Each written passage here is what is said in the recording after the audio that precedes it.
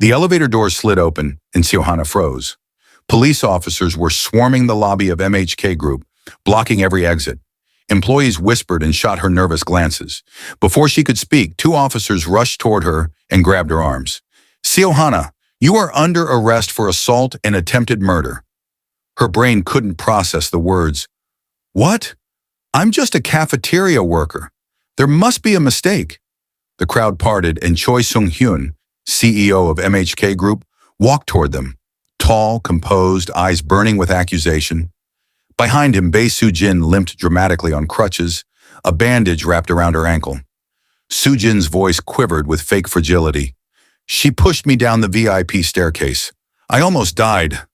Gasps exploded around the lobby. Hana's chest tightened. "You know I didn't do that. I was serving food in the cafeteria. Ask anyone." Seung-Hyun stepped closer, lowering his voice so only she could hear. "You touched something that didn't belong to you." Confusion swept her face. "What? What did I touch?" He held her gaze, cold and merciless. "Me!" Hana's blood ran cold. Before she could speak, the officers dragged her away. Employees averted their eyes, afraid to be associated with her. Her last words echoed through the lobby. "I will come back, and when I do, every one of you will remember my name." The prison gates slammed shut behind Seo-Hana like a final verdict from the universe. 5 years. 5 whole years for a crime she never committed. The cell smelled of rust and disinfectant. The fluorescent light flickered above her, buzzing like it was mocking her misery. She sat on the cold concrete floor, knees pulled to her chest, replaying his words. "You touched something that didn't belong to you." It wasn't an accusation. It was punishment. Weeks passed and months blurred. She worked laundry, scrubbed floors, endured insults, fought hunger and exhaustion. But the worst was the silence. No one came. No lawyer, no family, and no friend. Only one person visited her, Soo-Jin. Every month she walked into the visitation room, perfectly dressed, dripping with designer labels, smiling with malicious glee. "Seung-Hyun is mine now," she would whisper. "He only used you to make me jealous. You were a joke." Hana refused to break. One day after Soo-Jin left, the prison warden pulled Hana aside. "A man paid for special access to the prison library in your name," he said. "He said you would need strength." Inside the library, Hana found books on business, law, strategy, psychology, things she'd never touched before. She didn't cry, she started reading. And for the first time in months, she smiled. If they stole 5 years of her life, she would return and take everything. 2 years into her sentence, Seo-Hana wasn't the same woman who cried behind the cell door. She woke at 4 a.m. every morning, worked out using anything available, water bottles as weights, push-ups against concrete, studied business and corporate law until her eyes burned. In that grim library, she discovered something shocking. MHK Group was losing millions. Hidden scandals, fraud, illegal deals buried under charity projects. She memorized every detail. One evening, a guard tossed a stack of old newspapers on the table. A headline stabbed her chest. "Choi Seung-Hyun engagement rumor, heir of MHK seen ring shopping with Bae Soo-Jin." For a moment, the world tilted, but the pain ignited something hotter than rage. He didn't abandon her by accident. He chose Soo-Jin. He chose to ruin her. Hana closed the newspaper calmly and said to herself, "Then I'll become someone he can't destroy." That night, a fight broke out between inmates. A bully with a sharpened toothbrush attacked a newcomer. Without hesitating, Hana stepped between them, hand quick, grip firm, twisting the weapon out of the attacker's grip. The other inmates stared at her with new eyes. She wasn't weak, she wasn't broken, but she was dangerous. For the first time, Hana felt real and earned respect because she wasn't surviving anymore. She was training for war. Exactly 5 years after the metal doors first slammed shut, Seo-Hana stood in front of the mirror in the prison restroom. No fear, no trembling. The weak girl who begged for someone to believe her was gone. A guard escorted her to the exit. Same corridor, same echoing footsteps, but this time, Hana's chin was raised outside the gate. No one waited. No family, no friends. Not even an apology from the man who stole 5 years of her life. The wind slapped her face, but she inhaled deeply. Freedom tasted like power. A black car rolled to a stop in front of her. The tinted window lowered, revealing attorney Lee Min-suk, the prison legal volunteer who had been secretly helping her research cases. "Hana," he said, handing her a sleek folder. "Everything you asked for, I found." Inside were files, real estate records, tax fraud, illegal offshore, transfers, and all tied to MHK Group. Her heartbeat kicked hard. "You're free," Min-suk continued, "but MHK thinks you're gone forever. What will you do now?" Hana closed the folder slowly and smiled. "I'll take everything they built, not through violence, but through power." That evening, she walked into a new apartment the attorney got rented for her, her first home. Clean walls, sunlight, and silence, not bars. Today she was free. Tomorrow she would start carrying out her plans. Seo-Hana did not rush. She moved like someone with a map of every bone in the city first. She disappeared, not literally, but legally. New ID, a different address, a small bank account under a consulting business name. Attorney Min-suk handled the paperwork. Hana handled the patience. Her first hire was a quiet woman who knew how to make people answer questions. Ji-woo, an investigative journalist burnt once by MHK's lawyers. Ji-woo wanted revenge. Hana needed reach. They traded files and instincts. Hana's next stop was the market. She bought 2 shares in a tiny shell company MHK used as a laundering front, 10,000 won, but nobody noticed. Then she leaked a single fact to Ji-woo. Nothing obvious, just a footnote buried in an obscure filing. A Cayman trust linked to a charity fund. Ji-woo ran it like a whisper. The story hit a local blog, then bounced to a finance forum. Investors blinked. MHK's stock dipped 0.5%. Hana watched the ticker on her phone, lips flat. 0.5% wasn't much, but it moved money. Money that exposed a network. That night in her cheap apartment, she opened the folder Min-suk had given her, names, dates, and signatures.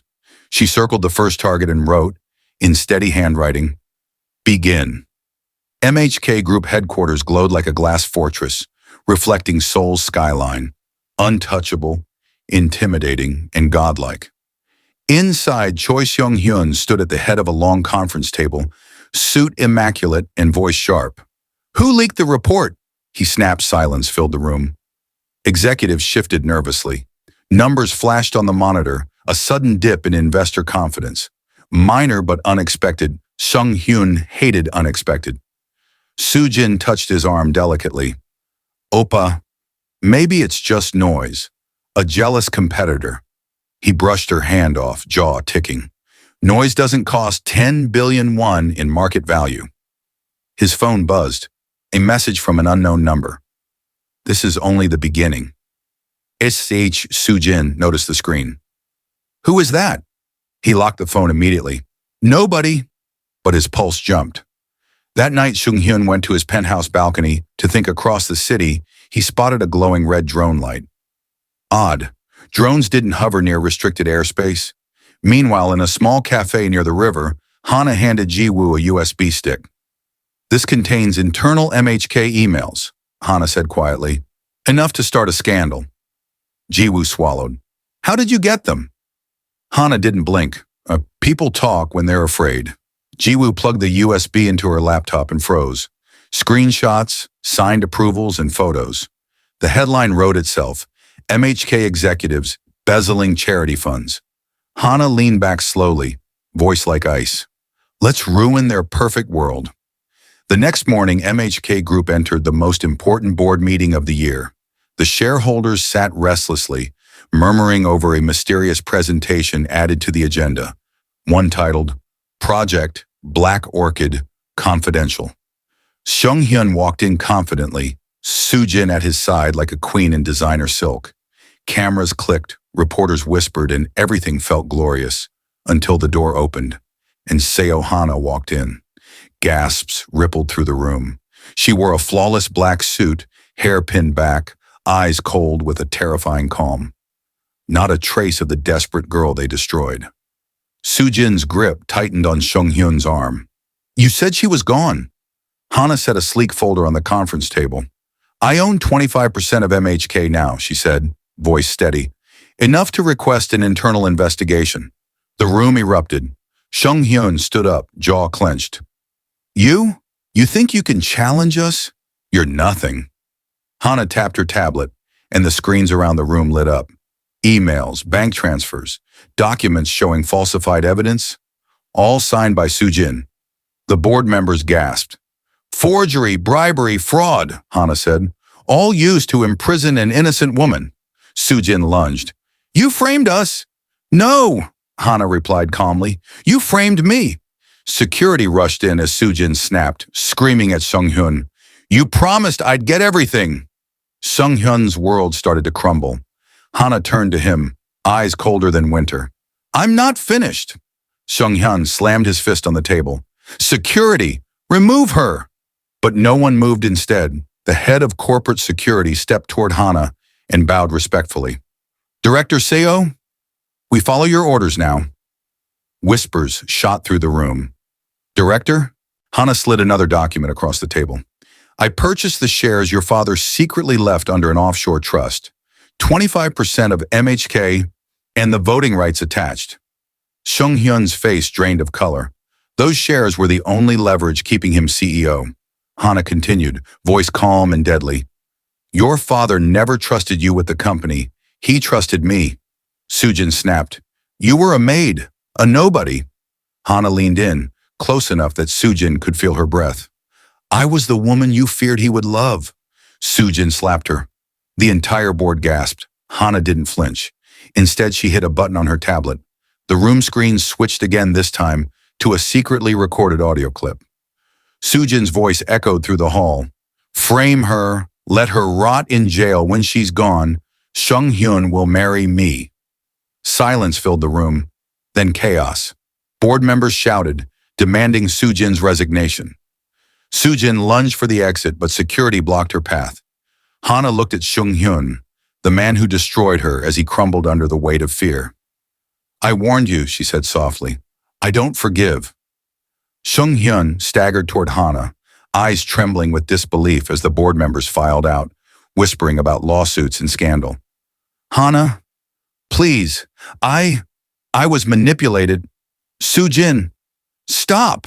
Her voice was steady. You signed the papers that ruined me. You watched me taken away in handcuffs.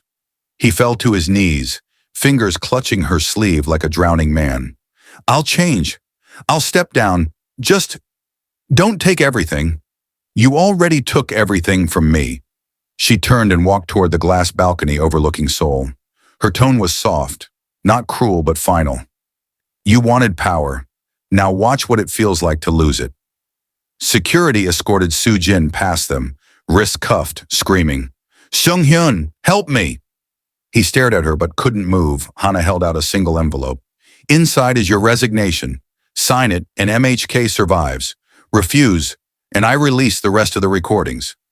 Seung-Hyun hurriedly signed it, and walked away in shame.